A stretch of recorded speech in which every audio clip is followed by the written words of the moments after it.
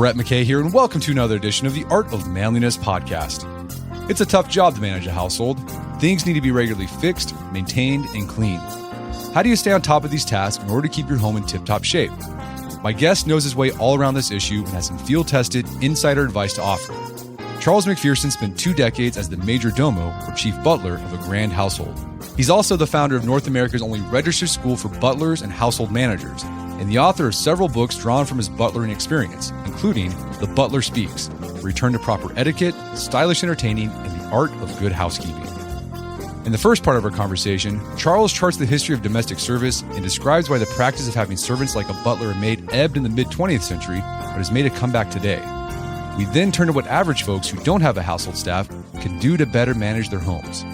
Charles recommends keeping something called a butler's book to stay on top of household schedules and maintenance checklists. We then discuss how to clean your home more logically and efficiently. Charles shares his golden rules of house cleaning, the cleaning task you've probably neglected. Hint, go take a look at the side of the door of your dishwasher.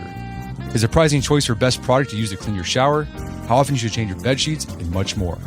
After the show's over, check out our show notes at awim.is/butler.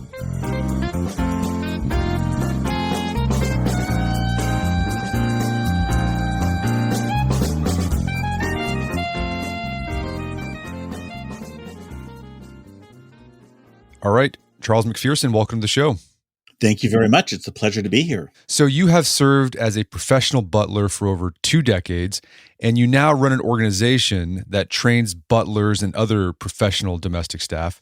And I think most people, when they think of butlers as men who served English aristocrats and American robber barons, in the 19th and early 20th centuries. But butlering is still alive and well today. And I want to talk about what it looks like today. But before we do, can you kind of give us a brief history of domestic service? What was it like 100 years ago? When did it reach its peak, et cetera? So that's a great question, because I think understanding history allows us to really understand where we are today. So, let's very briefly start back, 150 years ago or so. We're in the Victorian era. Queen Victoria is on the throne, and there is a huge amount of domestic staff. In fact, it's the second largest employer, if you will, in the United Kingdom compared to farming, right after farming, which is number one. And so these people are required, the amount of domestic staff are required because the homes of the day didn't have running water, didn't have electricity. And so for the wealthy to live, as we all know when we watch PBS and, watch, Agatha Christie and so on, that took a mountain of people to be able to undertake. And so that's the height of the most number of domestic people. And then we go, Queen Victoria dies, her son, King Edward, so we go into the Edwardian era, World War I, and now for the first time in history, we have people leaving domestic service. And so all of a sudden, this is when men start to leave domestic service, really. And so now this is where, women are starting to really become prominent in domestic service. And they're now serving at the dining room table, which society is shocked by to see a woman in the front of the house. And then all of a sudden, we go through World War II. Now we're into the 1950s. And all of a sudden, the world has changed. And, there is now the modern conveniences based on the war. So we have clothing that's available. We have food that's available. We can go to grocery stores. And so being in domestic service is a dying art. And as we go into the 60s, into the 70s, there is no one going into domestic service. It really has come to an end, and it's just the very few that are left.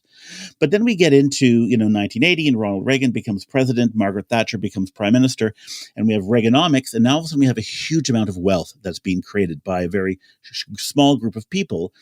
And so as they acquire their wealth and they start to acquire toys of homes and boats and airplanes, they want to live comfortably. And so all of a sudden there's, let's hire a butler. But there really are no butlers except some old timers. And so all of a sudden there's this demand for butlering, and people start to go back into private service.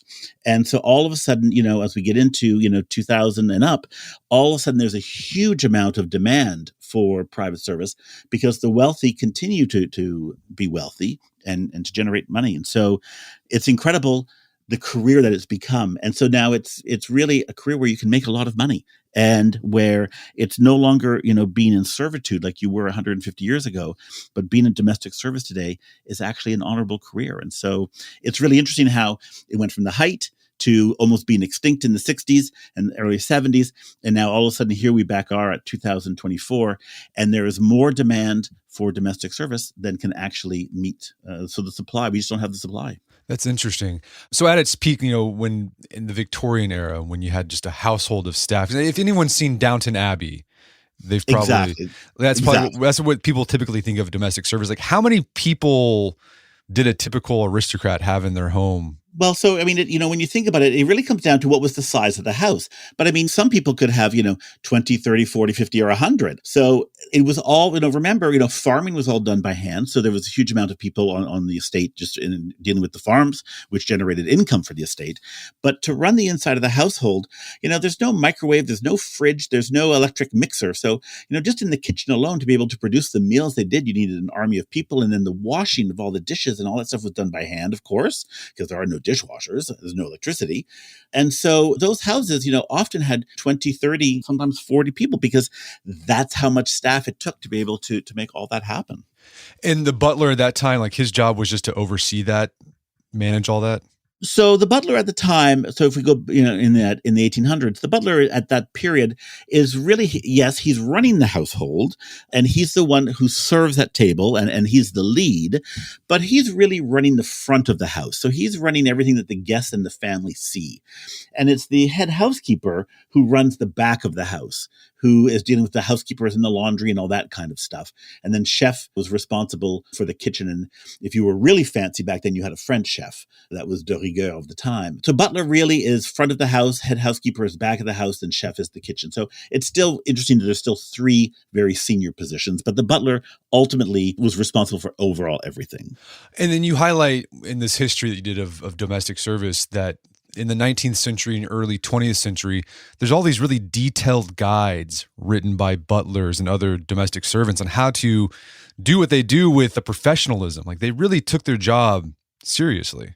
Yes, absolutely. And I think that, what's interesting is that when, Mrs. Beeton wrote her book on household management in 1861, that's considered the first self-help book to ever be written. And that was, as, we've gone through and we get the first industrial revolution, we're getting into the second industrial revolution in the 1870s. So all of a sudden, we have the birth of this middle class. And so they want to live, but the problem is they don't know how to live. And so Isabel Beeton writes this book on household management, teaching the middle class how to run a home, and if they are lucky enough to have a servant or two, how to manage them, and so on. So it's actually quite interesting. So as that first book kind of takes popularity and is still in print today, which is quite interesting. And that is then, we have other people who see that, and everyone kind of jumps on the bandwagon, and everyone says, well, if she can write a book, I can write a book. And so that's where you have all these books being written in the late 1800s, early 1900s. But I think it's interesting, speaking of how domestic service started to wane in the 20th century, I think it's interesting that whenever I read biographies or histories of famous people who were, they weren't rich, they were probably solidly middle class, maybe upper middle class. Even in the early 20th century, they would usually have a maid and a cook. And you rarely see that today. Well, I mean, when you think about it, again, those homes were hard to manage. They didn't necessarily have running hot water. A lot of things were still, oil lamps or candles at nighttime. So all that had to be taken care of. And so the dust and the soot, which is actually how, spring cleaning came to be, because everything was closed up all winter. And so you had all this soot and dust in the house from your lighting implements. But, if you were middle class, you usually at least had a housekeeper, or at least I should say a maid. A housekeeper is different from a maid. They're two different things. What's the difference? So a housekeeper is truly a professional who is able to manage the household, if you will. Employees can report to her, where a maid is just the worker bee, if you will. The maid isn't in management position. So the management position is really the housekeeper or the head housekeeper. Okay. And through the mid-20th century, many upper middle class families had that, but then eventually it went away. Well, it went away because, the world is changing. And first of all, the cost is becoming prohibitive. But what's fascinating is that during World War I, World War II, we were able to mass produce to be able to keep the war machines going. When the war comes to an end, there's this excess of capacity for production. And so that's why all of a sudden foods and clothing and everything become so readily available after World War II, because the capacity of these factories is there and they have nothing else to do. And so they start producing for the mass markets. And as we get the birth of the middle class that continues to grow in the 1950s, it allowed you to be able to function without staff. Right. Because you have washing machines, dryers, vacuum cleaners. Exactly. All those things are starting to come in. And so, those appliances that are saving time. At the time, when you think about it, particularly in America, the dream was, 2.2 kids and a dog and a white picket fence, and mom stayed home and took care of the house while dad worked. And so she kind of fairly or unfairly, becomes the maid and takes over. But at least she has the appliances to be able to make it easier. It's not easy, but to make it easier. Okay, so domestic service started going down throughout the 60s and 70s, but then in the 80s, you started to see the revival of it. Yep. How did you get involved in butlering? And then how did you learn how to be a butler when it kind of became a lost art? So what's fascinating is that in the 1990s, I was in the catering business. I was in the off-premise catering business. And one of my clients was one of Canada's wealthiest families that every Canadian knows and loves. And I had mentioned to the lady of the house one day, just in conversation, that I was thinking of maybe leaving the catering world and to do something else. And she said, "Oh my God, well, what are you going to do?" And I said, "I haven't figured it out." And she said, "Well, Rick, my butler, is going to be leaving soon. So why don't you come and work for me?" And so I said, "Well, let me think about it." And I told my mother. My mother said, "Absolutely not. I don't want you to be a servant." I said, "Well, I think it's a good job." And I thought about it. And of course, I did the opposite of what my mother recommended. And I took the job. And so it was the lady of the house who taught me how to buttle. And so that is a verb that is you can use correctly. And so every week she would give me lessons on, how do you drive the car so the person in the backseat isn't nauseous? Or how do you get the grass stains out of her children's T-shirts and jeans? What's the difference between a breakfast table, a luncheon table, a dinner table? Where does the oyster fork go? How do you open the door for someone? How do you take their coat? How do you put their coat back on? How do you walk with someone with an umbrella? It was quite fascinating. So after a year, I was the major domo for the household. The family had 3 homes. I had up to 30 full-time staff that were reporting to me throughout the year. And it was really an incredible opportunity. And I call it my Shirley MacLaine, moment. I don't know if there really is reincarnation, but if there is such a thing, if I am fortunate enough to be reincarnated from a previous life, I was very lucky. I was either a butler or a nobleman who had a butler, because this career just seems so logical to me and so evident of just what to do. It was never a mystery. As I was learning, I realized that what my job was about was logic, and just to think about, well, what's logical? And that's really how my education was because of this lady, and just continuing to learn on my own and meeting others. So back 150 years ago, the duties of a butler was to take care of the front of the house. What are the duties of a butler in 2024? What's a typical? So, in 2024, the butler is now an expensive commodity, but the butler is actually managing the household. And so some households, the butler may be in the front of the house for serving. In some households, the butler doesn't serve. The butler is purely an administrative position. But when you think about it, the butler is actually managing the household from a perspective of that the average household spends more money and has as many or more employees than very small businesses in the US. So you're really a business person taking care of a business.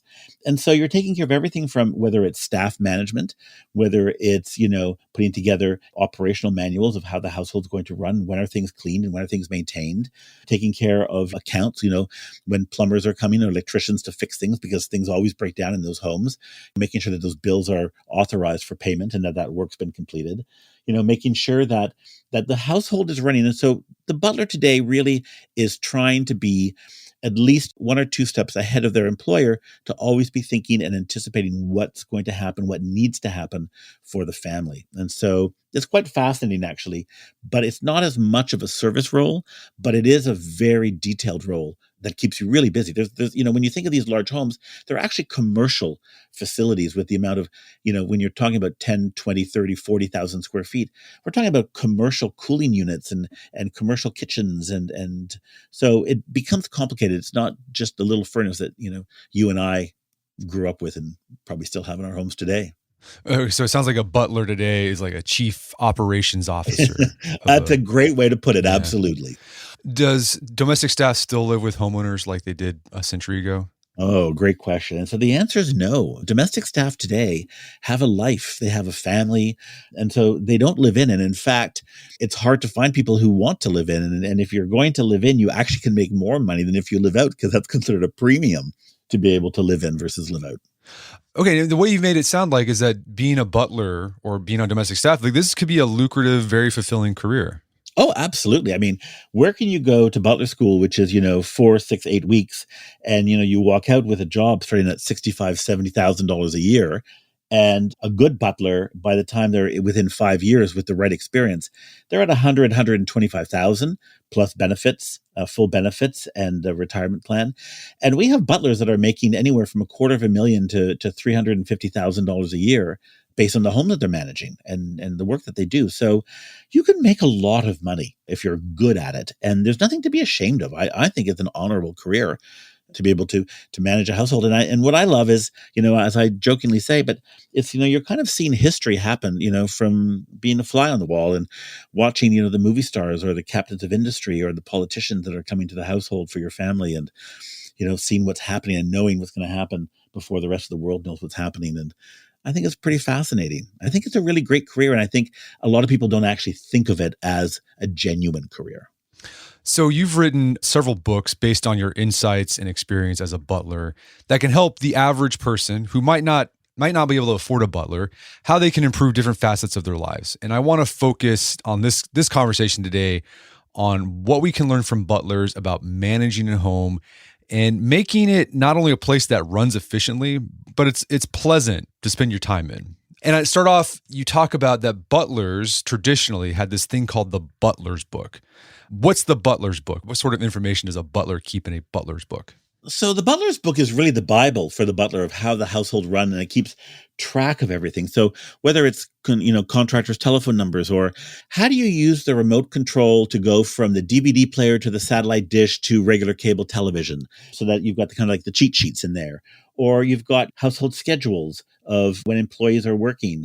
You have things like inventory. So for example, in my butler book, one of the things that I used to keep was all the inventories of the different chinas, so that when we were entertaining and when I'd be sitting with Mrs. in a meeting and the chef, and we'd be discussing about a party that would be coming up, and, everyone would say, well, it would be nice to use the green dishes for that thing. And then I'd be able to look in my butler's book and say, well, there's 36 people coming for dinner and we have 35 dinner plates. So we're short a plate. So either we have to change to a different service, or I have to go buy some more of this green service if I can find it, kind of scenario. So, you keep cheat sheets like that are there for you, or master things on, when are you taking care of certain inventories or mechanical things around the household, or what are the spring cleaning projects and all that kind of stuff. So all that's in the butler's book. So the butler's book really is the Bible. It's the one place when you need something, that's where you go.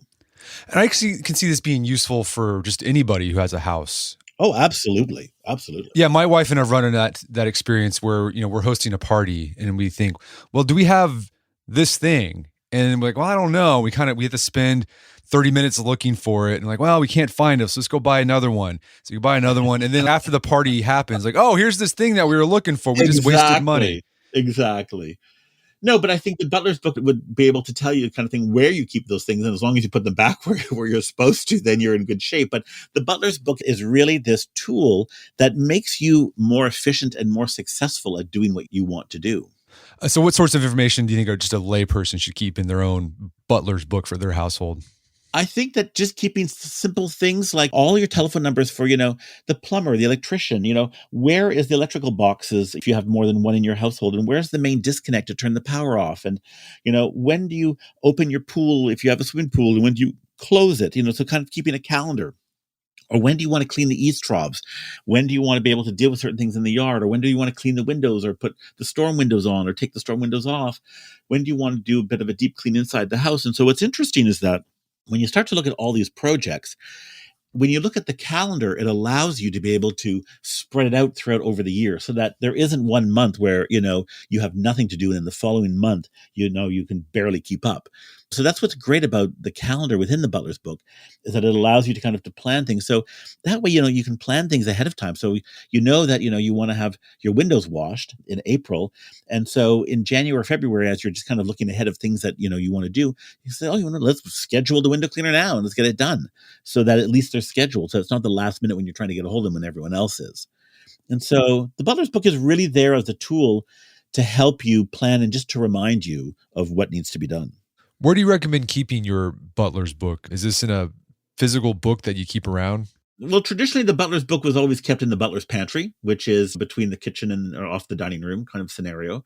But most of us don't have butler's pantries today. So I always love it in the kitchen somewhere because I think that's where everyone can find it.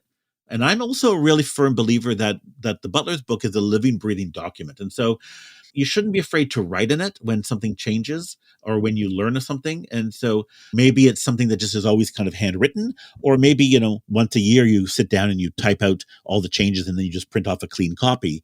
But I think that the butler's book needs to be in a place where everyone knows where it is, everyone has access to it, and where you're not afraid to write in it to update information. And I was doing some research before this conversation about modern butler's book. There's actually software that modern butlers can use these days where they basically create a butler's book, but it's in the cloud. So I know a lot of butlers for really affluent families who have maybe 2, 3, 4 homes.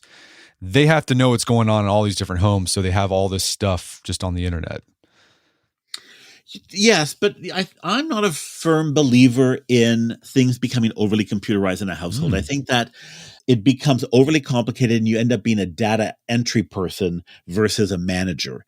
And so I'm actually a real firm believer that, the butler's book, as an example, should just be in a 3-ring binder that's in a place where everyone knows where it is. Now, you can keep the master document, in a Word file, for example, that's in the cloud so that, you can check it from wherever you are if you need to look something up. But I'm not a firm believer that everything should be in the cloud because, if the power goes out or you can't turn the computer on for whatever reason, how are we going to access this information in the cloud while we're in this emergency kind of scenario? I think the theory is always really great and this great fantasy, but I don't think it actually works in reality. And so I think it's much easier to be able to have it printed where, you can take the book with you to the mechanical room that's telling you how to do something so you can follow the steps. I think just makes it easier. So you mentioned one of the things you can keep in a butler's book is a calendar of home maintenance. I know it's going to vary from location to location and home to home, but generally what sort of home maintenance regimen do you recommend people keep to keep their home running in tip-top shape? So I think you need to, first of all, think about where you're located. So, for example, if you're going to be, for example, in Florida or you're going to be somewhere warm, you're going to have obviously very many different requirements than if you are going to be up in the north where there's snow, for example. So, first of all, based on your physical location, where there's snow, which is where I happen to be right now, at the butler's book would say to me in October, for example, okay, so you need to get ready because winter's coming. So do you have salt? Do you have sand? Do you have a good brush to take the snow off the car? Do you have enough windshield washer fluid? So it kind of gives you those checklists of things to do as you get ready so that once you have that first snowfall, it's not a panic kind of scenario of not being ready for it, or you're going to the hardware store to go and get sand or salt or whatever, and it's all sold out because everyone's thinking at the last minute. And then when you're down south, simple things like, how do you get your house ready for hurricane season if you're in Florida, for example? Or what do you need to think about if you're in Arizona, from a temperature perspective, from the outside of the physical house? What are you going to do for the air conditioning unit? Does it need an overhaul once a year? And if so, what time of the year are you going to do that? So I think you start with the location of where your house is and then the kind of home you have, whether it's an apartment or whether it's a physical house or a townhouse or whatever, everything needs some kind of maintenance. And so the other thing, the reason I like the binder concept is that, as you put your calendar in the butler's book, you might not think of everything right away. And so you can start to fill it in over the year as you go through the life in your household. And so when it's the first day of that first snowfall and you're not ready, you think, okay, now I know I need to get ready. And so now you make a note in your book of what you need and to get ready for that particular item, or when are you going to open the pool if your pool closes in the winter because you're in the north, and when do you open it again kind of thing? Or when do you want to be able to fertilize or do what you need to do to your roses that are in your garden? So I think there's always something, and I think it comes to you really easily as you go throughout the year in the life of living within your household. Okay, so your household maintenance routine is very seasonal. And as you say, it's going to vary by where you live. But you have a good annual list in the book that can apply to most everyone. So, for example, in winter, you have things like vacuum your fridge coils, flip the mattresses, spring, change batteries on smoke detectors and carbon monoxide detectors, wash the outside of the windows, have AC inspected, get your outdoor grill ready. Summer, you've got clean out and organize your garage, wash out garbage and recycle bins. And then fall, you've got have chimney cleaned and inspected, and then clean the dryer vent. We're going to take a quick break for a word from our sponsors.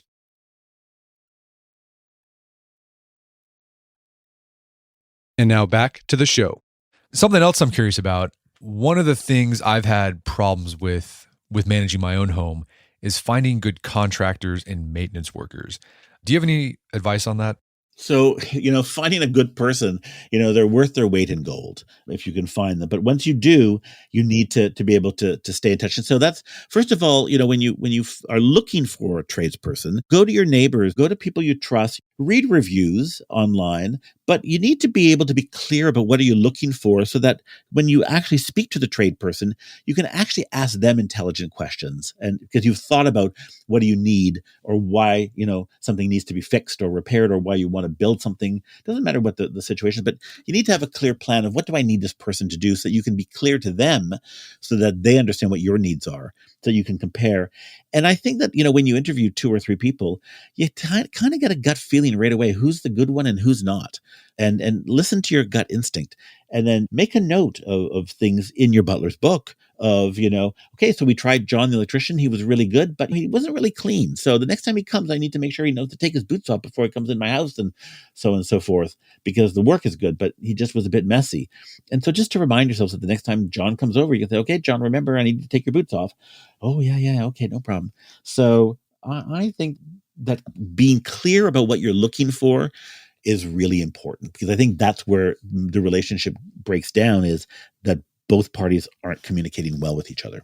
Okay. And yes, if you find a good one, make sure you put that in your butler book. Put it in your butler book. But also, for example, pay them on time, because then they'll want to come back, kind of scenario. So you got to think of things like that too. And being nice to them and offering them a glass of water on a hot day or a cup of coffee. I remember as the butler, what we used to do is we used to make muffins and coffee for every trade that would come to the house every day. And so we became the popular house because they all wanted to come to us first thing in the morning to get their coffee and their muffin for free. That's how I kept the trades happy. And so being nice to trades, you get it back tenfold. First of all, you should just be a nice person and they're doing a job that you need. But second of all, if you keep them happy, they're going to be more willing to come back the next time you need them. Let's talk about managing the inventory in our home. So we mentioned dishes or things for parties, but I was actually having this conversation with a friend the other day, and he wanted to know, like, how much toilet paper do I really need to keep? And how do I know when I need to restock? Because I'm tired of having to, when I need it the most, it's all gone. So any advice there on managing just household inventories? It could be dishes, cleaning supplies, paper towels, toilet paper, etc. So you're talking about 2 different inventories. And so, if we're going to talk about furniture, fixtures, and equipment, which we call FF&E, that's stuff like dishes and furniture and art and all those kinds of things. So that's one kind of inventory that you're keeping. So, usually we do a picture of it and then we record how many of that item there are in inventory and where it is in the household. But the inventory that your friend is talking about is what we call a consumables inventory. And so what we're actually consuming. So everything within the kitchen, whether it's a spice or a meat or anything that's in the freezer. But then that's also cleaning supplies. And, there'll also be toiletries. It'll also be makeup and shaving cream and all that kind of stuff. So those are all consumables. And so the easiest thing to do, first of all, so let's take the toilet paper. Let's answer the question to your friend, how much toilet paper do I need? So first of all, you need to figure out, how many bathrooms do you have? So you have 2 bathrooms or 3 bathrooms. So right away, that's going to be 1 roll in each of those bathrooms. And then you want to have, potentially a couple of rolls that are there for a change underneath the counter. So if we have 3 bathrooms, we had 3 rolls plus we have 2 extra. So that's 9 rolls already just to keep the bathrooms full. And then on average, you're going through, for the sake of the argument, you're going through a roll a week. And so you'll know at the end of the month kind of how much you're consuming and how much you need, or, you're using 2, 3, or 4 a week or a month. And so what we do is we do what's called a minimum maximum inventory number. So what's the minimum number? We know we never want to have less than 9 rolls of toilet paper, but we never really need more than 24. And so once a month or every, 2 months, you count the toilet paper. And when you get down to 9, then you know you need to order the balance to get you back up to 24. So you need to order 16 kind of thing. So it's actually simpler than you think. Once you come up with the minimum maximum, then you just set an inventory date, and maybe it's once every 3 months kind of scenario. Yeah. And I thought that was really interesting. You mentioned the FFE, the furniture, fixtures, and equipment inventory. Yeah. This would be good for any household to do because this is important for insurance purposes, right? You want to know if you have art or furniture, you want to have a picture of it and value of it, because if your house, God forbid, burns down, you'll be able to have a reference to your property. You say, here's what I had, and you start making claims. So what's interesting is that most people are underinsured. The insurance companies will tell you. And so nobody really wants to spend their weekend doing, a household inventory. But let me tell you, God forbid you should ever need it. You'll be the happiest person in the world to have that. Because if God forbid, something happens to your house and you need to make an insurance claim, they're going to want to see all that kind of stuff. And what's interesting is the insurance company, if you're insured for the sake of the argument for $100,000, the insurance company doesn't just write you a check for $100,000. You have to actually go and buy the stuff, and the insurance company reimburses you. So that's, I think, important to know right there. And second of all, maybe you're insured for $100,000, but maybe you have $150,000 worth of stuff that you didn't think about. And so now all of a sudden you have less than when you started. So, do you have a stamp collection, or do you have china or silverware or jewelry? Do you have books kind of stuff? What kind of art do you have? What kind of household tools do you have? All that kind of stuff is important. And so doing an inventory really helps you understand what kind of insurance coverage you need and then what you have in case of an emergency. Okay, we talked about home maintenance. We talked about managing toilet paper inventory. Talked about managing your big inventory in your house. Let's talk about keeping our homes clean. First question is, what do you think are the pros and cons of cleaning your own house versus hiring someone to clean it for you? I think the main thing is, if you're going to do it yourself, is do you have the time to do it properly? And if you do, and if you want to do it on your own, then I think that's great. Then go for it. But if you don't have the time and you want to hire someone, that's okay too. But the biggest mistake is that people aren't clear about what they want. And so a cleaning person will come in and do what they think needs to be done. And then you're upset. Well, I can't believe they didn't clean the chandelier. Da, da, da, da. I was like, well, they only had 3 hours to be in your house. They can't do everything. Or, they didn't iron the sheets. Well, are they supposed to? Did you talk about that before you hired them? And so most people don't have a proper job description in place. And that's, I think, where things fall apart the most, is that the expectations are one thing and the deliverables are another, and no one's speaking to each other about what they're going to do. And so people are disappointed. So I think being clear about what your needs are if you're going to hire someone. But I think that whether you hire someone or you do it yourself, I don't think there's a right or wrong way. I think it just comes down to time and, if you can afford that. Yeah. In the book, you make a distinction between house cleaning, housekeeping, and deep cleaning. What are the differences between the three? Yeah. So deep cleaning is really when you're pulling something apart. So you're cleaning the chandeliers, you're wiping the baseboards, you're lifting the carpets, you're taking the pillows and off the couch, and you're vacuuming inside the couch and underneath the couch. And so you're really pulling the room apart is a deep cleaning. House cleaning is really just taking care of the house on a weekly basis, usually, or twice weekly, where you're vacuuming, you're dusting, but you're just keeping things going. You're not doing the deep cleaning. And then housekeeping is really making a house a home and making it feel inviting, that things are where they should be and that you need. So, the housekeeping is everything overall. How do you feel within that space? House cleaning is what we do on a weekly or biweekly basis. Or twice weekly. And then deep cleaning is those special projects, when we flip the mattresses, when we turn carpets around so that they wear evenly in every direction. So those are always the big jobs. Let's talk about just house cleaning. You have these golden rules of house cleaning. What are some of those golden rules of house cleaning? Well, the golden rules of housekeeping or cleaning are really about making sure that you're organized and that you have the right tools, that you have the right chemicals, and that you're working methodically throughout the household. And you're starting in one place and you're working towards another so that you know where you are at any one point. And so the golden rules are making sure that, we don't cross-contaminate. And so making sure that, we understand that we have different cloths for different locations. And so we're not using the bathroom cloth in the kitchen or in the bedroom and so on and so forth. And one of the golden rules that we remember also is remember that, when you're cleaning from a room, you always start from the top and you work your way down because dust, of course, falls. So that's why you don't want to work from the bottom up. And so the golden rules are just about being logical about what we need to do. So one of the ways you recommend being logical and efficient about cleaning your house is to have a cleaning list. So just as your butler's book should have a maintenance list for your home, you have different cleaning lists broken down by daily, weekly, and monthly. So here in the book, you got daily cleaning on the list, tidy clutter, wipe down counters and stovetops.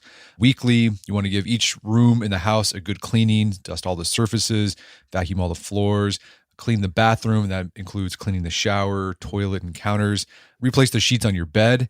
And a point you make on the weekly cleaning is that you don't have to do all this in one day. You can break it up throughout the week.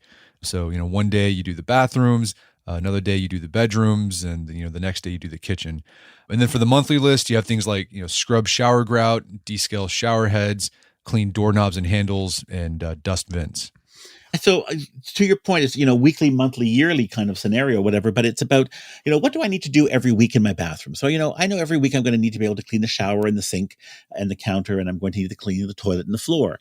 But I don't need to every week pull the medicine cabinet apart, or I don't need to take the shower curtain off if it's cloth and wash it, kind of scenario. I don't need to wash the walls down every week because, the humidity actually captures dirt, or the light fixture above the sink doesn't need to be cleaned necessarily every week. You might give it a dust with a duster, but you're not pulling it apart and really cleaning it that thoroughly every week. And so that's what you're really kind of keeping track of is every week, what do we need to do?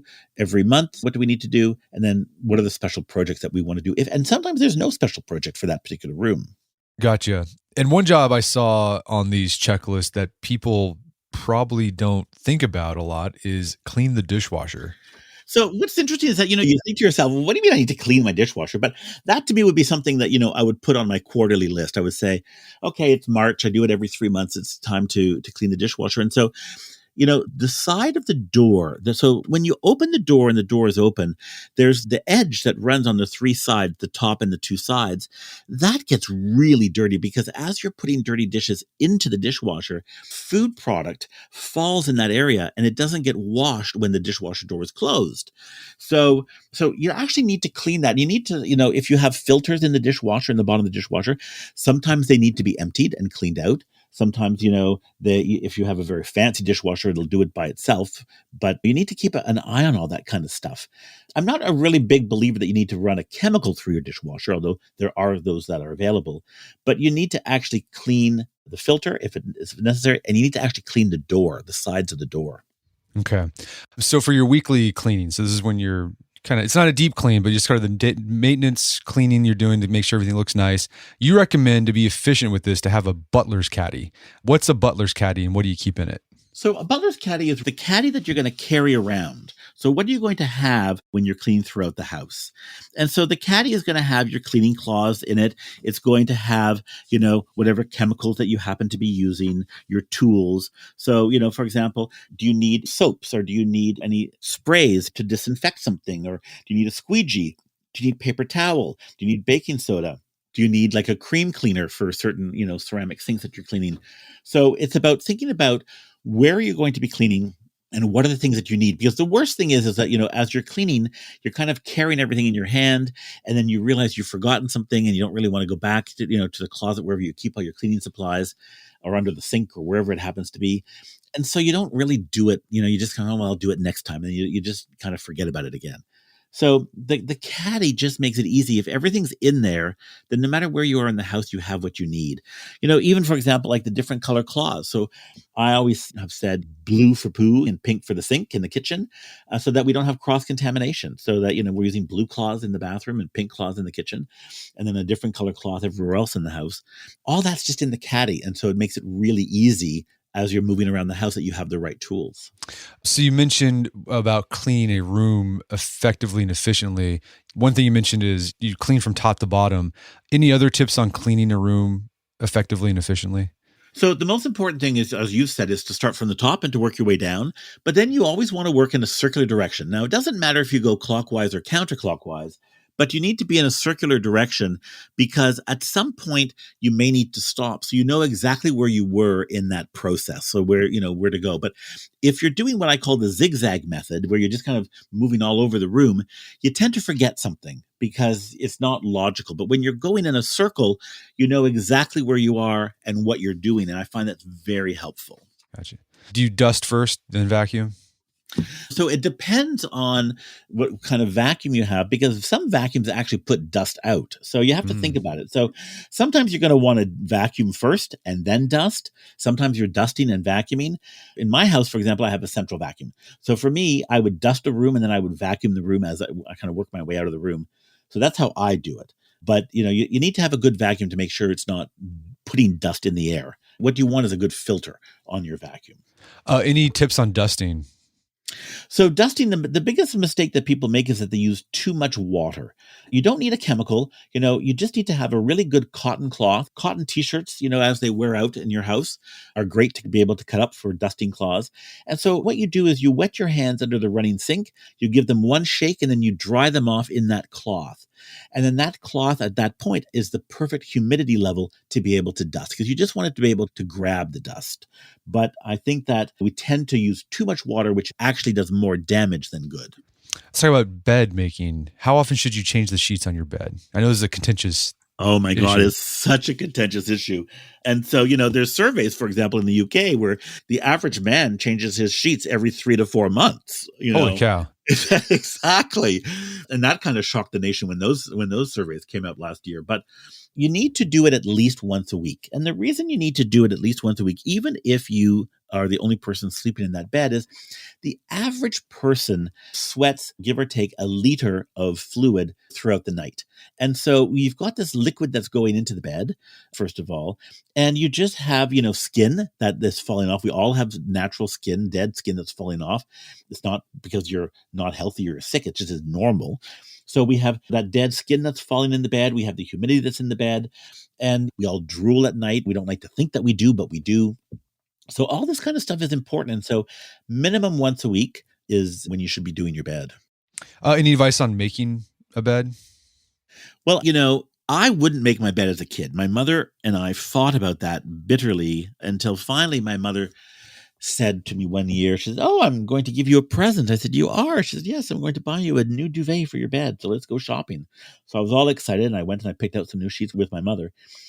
And my mother changed the bed recipe for me. And so what she did is she put a fitted sheet on the bed, and she gave me a duvet that had a duvet cover on it, and that was it.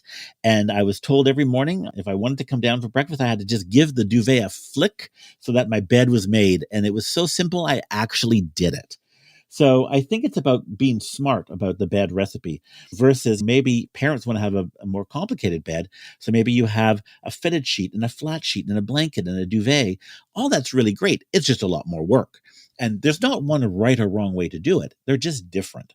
So I think it's about thinking about the application of who sleeps in the bed, who has to make the bed, and who has the time, and ultimately, what do you want? Do you recommend letting the bed air out a little bit before you make it? Oh, absolutely. For that exact reason, that because of the humidity that's in the bed needs to be able to air out. And bed bugs and bugs, they love that moisture and they love that humidity and they love that warmth. So if you make the bed right away, that humidity stays trapped in the bed, which is something you don't want. Okay, I'm going to ask, this is a greedy question. This is for me. I clean the showers in our home, so I'm always looking for advice on how to do this job better. Any advice on the best way to clean a shower? So I think the best way is, first of all, is to have a squeegee in the shower and not the one that you buy for showers because they're not good generally. What I have in my shower is I actually have a squeegee that you buy at the hardware store for windows. So it's got a proper black rubber tip on the end so that it squeegees perfectly. So first of all, I think you need a professional squeegee. But second of all, if you have the ability to somewhere, either, under the kitchen, the bathroom sink or somewhere, to be able to keep some soap and a brush so that you can actually brush down the shower on a regular basis and then rinse it, and then squeegee it, it becomes really easy because the more often you do it, the easier it is to do and the faster it becomes. The mistake that people do is that they wait too long and then the buildup starts and then it becomes really difficult to clean and then you resent it and then you don't want to clean it. So having the ability to rinse down the shower, having the squeegee right there, that's a good one for windows, allows you to squeegee whether you're doing tiles or you're doing a glass shower door or glass shower wall, which is what I do. It makes it really easy so that A, the bathroom always looks good, but B, I never get enough buildup that I never really resent that once a week when I use the soap or twice a week when I use the soap because it's really not hard. It's just a quick rub down. Okay, so you recommend squeegeeing after every use? Absolutely, because the problem is the watermarks go onto the glass and they don't necessarily come off when it gets wet again. And so that just makes it harder to clean. And the problem is, of course, nobody ever wants to squeegee after you shower. Everyone likes the ability to be able to just have a shower and thank you, goodbye. And so that's what you need to think about. Are you prepared to squeegee your shower? Or if not, maybe a shower curtain is the way to go. Best product for cleaning a shower? Well, I think the issue is that, you need a soap. And so I'm a really firm believer in dish soap because it's got a low pH balance, so it doesn't really affect anything. It works fine on metal surfaces. It works really well on tiles and tubs and all that kind of stuff. So a dish soap actually is a great cleaner. But if you need a bit of a chemical, Pine Sol is very good at getting rid of water stains. It is a great way to go. I'm not really a believer that you need to bleach the shower because there's no bacteria per se in the shower unless you've got buildup that's been there for years and years, and then you've got mold and bacteria. But if you're doing it regularly, there really generally isn't a need to be able to use a harsh chemical. And so the most important thing is making sure that the bathroom airs out, that the door is open. And if you have a window, that the window's open every once in a while to let the air and the humidity escape. One tip that I picked up recently that's been a game changer for cleaning the glass, at least in the shower, vinegar seems to be really awesome at like a vinegar mixture. Vinegar and water is a great mixture for certain things, absolutely. And there's pros and cons to what they call green cleaning products, which is the in this particular case would be the water and the vinegar. So I think that again, then it would be having, a squeegee bottle with the vinegar and the water already mixed in it. That's somewhere handy so you can grab it quickly, give it a little bit of a quick spray, and then you can rinse it and, use your squeegee. So again, it's about the easier you make it for yourself, then the more likely you are to do it. And the more often you do it, the easier the job becomes. So final question, in the Butler Speaks, you wrote that being a butler is about giving people the little luxuries in life. So after you've taken care of the big stuff of keeping a house, right? You're doing the maintenance, the cleaning, managing inventory. What are some of the little luxuries people can give themselves to make their home a joy to live in? I think it's about thinking of anticipating. So for example, if you like to have a cup of tea in the afternoon, then that cup of tea can be a real pleasure if you have a nice teacup and you have a nice little teapot, you have some of your favorite tea, so that becomes a pleasure. So whether you're making it for someone else or you're making it for yourself, that becomes something really enjoyable. Or for example, my mother, she likes to have a glass of wine, in the evening. She uses a nice glass. She uses one of her crystal glasses from the dining room, not because she's trying to be particularly fancy, but she just really enjoys that glass. And she says, well, I have to wash the glass by hand no matter what glass it is. So whether it's just an everyday glass or a crystal glass, it's the same thing. And so she gets more pleasure out of using the crystal glass. Or a simple pleasure can just be, for example, just having your bed made so that when you come home and you crawl into bed, there's nothing I think nicer than crawling into a freshly made bed. So to me, those are the little things that are enjoyable, to try to think about. So this has been a great conversation, Charles. Where can people go to learn more about the books and your work? So the books, you can go to Amazon, which is anywhere in the world, and so the books are available there. And you can go onto our website at charlesmcpherson.com. And, that's where you can find out about a lot of things there too. Fantastic. Well, Charles McPherson, thanks for your time. It's been a pleasure. The pleasure's been all mine. Thank you. My guest here is Charles McPherson. He's the author of several books, including the book, The Butler Speaks. It's available on Amazon.com. You can find more information about his work at his website, charlesmcpherson.com. Also check out our show notes at aom.is/butler. You can find links to resources when we delve deeper into this topic.